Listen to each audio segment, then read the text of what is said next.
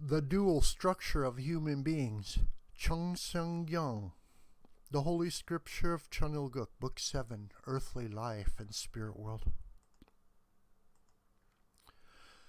Human beings were created with a dual structure.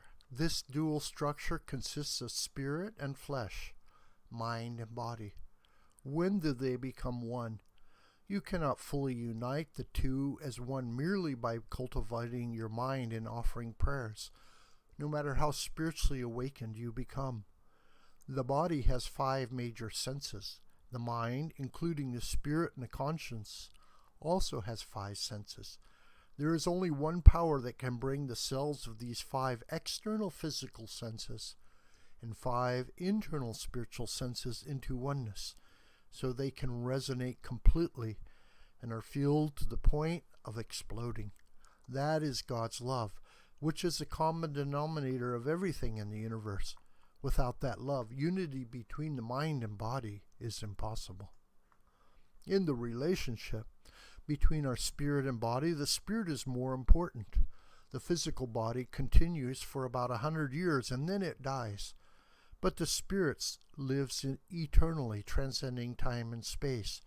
Regardless of how well people dress and how luxuriously they live on earth, in the end everyone dies. Accordingly, before passing in the spirit world, we need to successfully harmonize the spiritual and physical standards and achieve, through our lifestyle, a perfect union of the spirit and the flesh. That is, during our life in the limited earthly world, we have the responsibility to perfect our spirit within our body. Each of us has a spiritual self and a physical self. In the Unification Church, we refer to these as the spirit and body. Originally, the spirit and the body are supposed to become one. Ultimately, they have to become one. And at what place do they become one? At a place of resonance. This is like the vibration of a tuning fork. When you strike one prong, it produces a tone that resonates perfectly with the other. Like a tuning fork, our spirit and body also achieve unity through resonance. When do the spirit self and the physical body become one? This is the question. When God's love comes into our heart, our body automatically and actively reacts. It is not God's wisdom, ability, or power, but only His love that can bring us into a realm where our body and mind resonate in complete unity.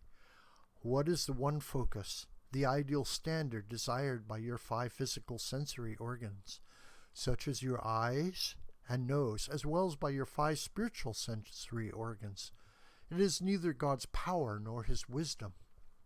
It is His love, the center and standard point of everything. When our spiritual and physical selves harmonize and resonate with each other in God's love, the spirit cells and physical cells interact perfectly. When we open our eyes and they are working perfectly, we can see everything throughout heaven and earth for the first time. When we use a highly efficient microphone, our voice will ring out fully everywhere.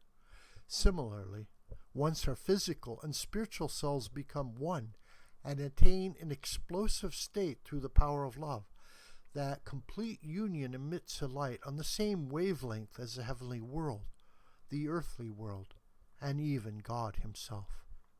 All created beings in this world exist in pairs based on the ideal of reciprocity. That is why the number 2 is so necessary, from the smallest being to the greatest. In human beings, an individual's mind and body must become one. Then husband and wife have to become one, and then the spirit world and the physical world have to become one. From the beginning, these entities were meant to be united. Between the body and spirit, the more important is the spirit. Our flesh lives for 100 years within the limited realm of time and space before disappearing into nothing. But our spiritual body has the power to transcend both time and space. Accordingly, our essential purpose is to recognize our historical responsibility and fulfill it.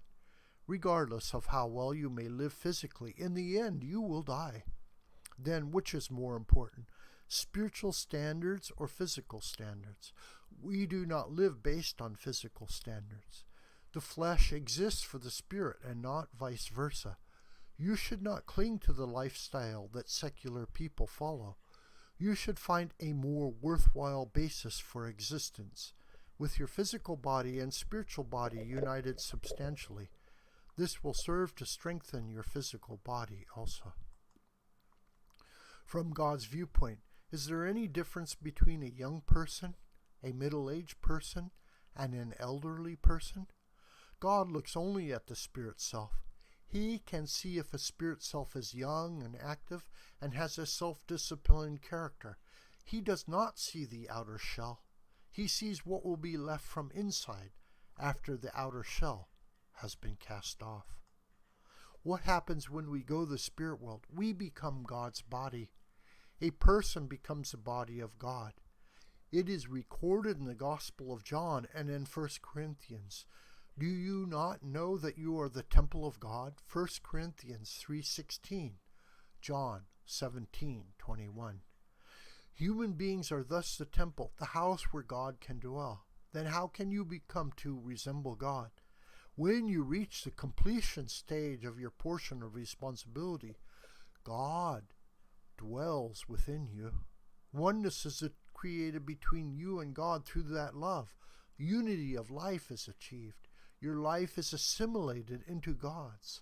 When a man and a woman become husband and wife and have a family, their love brings them into unity. In the same way, the power of that love brings them into God. Human beings have both a mind and a body. Above our mind is our spirit, and above our spirit is God. That is why we can become perfect when we become completely one with God. Though a person is only one small entity, because he or she represents all of history, as well as all future relationships, he or she possesses cosmic value.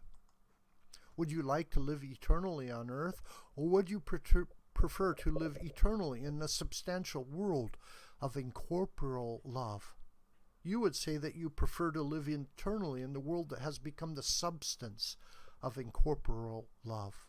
So when God tells you that he wants to show you the spirit world, would you be able to follow him with your physical body? That is why you need a spirit. This is not a delusion, but a fact. If we assume that God exists as the center of the invisible mind, and that he requires an object partner, wouldn't he wish to take human beings with him, show them every part of the eternal ideal realm he created, and give them all of it? We can see the incorporeal body through our spiritual eyes. In the center of that incorporeal body is the spirit, and that part corresponds to the human mind. That is a place where you can meet God with happily, without other people learning about what you are doing. If God and you love each other in such a place, no one can take that love away from you. That place is the final destination of vertical love and the starting point of horizontal love. The spirit mind is a union of mind and spirit, and it moves toward a single goal. As such, with our conscience centered upon God, it can motivate us to achieve ideal personhood based on the unity of our spirit and flesh. Our conclusion can only be that if we did not have a spirit mind, we would be unable to search for the origin that can connect us to the spirit world and true love. When the spirit mind comes into us, our body rejoices and everything follows it. The two become one automatically. Until now, our biggest problem has been the separation of our mind and body. When God's spiritual power comes into us as the origin of our spirit mind, our mind and body become one naturally, unless a revolution occurs at this fundamental level.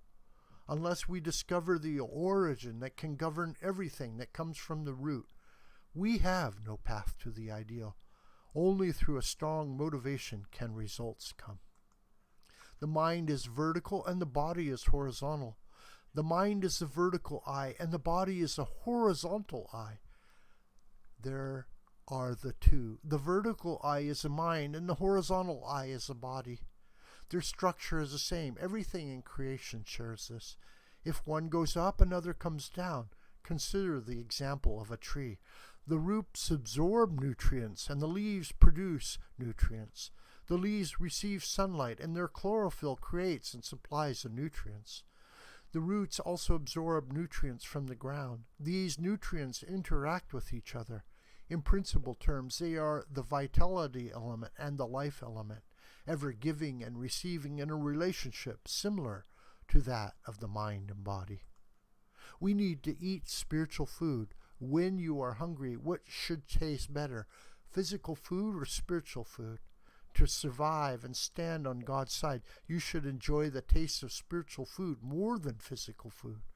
The flavor of a life centered on spiritual power should far excel that of a life based on physical might. This video is a production of the School of the White Crane. Hi, my name is John Brooker. Please subscribe to this YouTube channel and please share this video with family and friends and on social media. May God richly bless you, my beloved.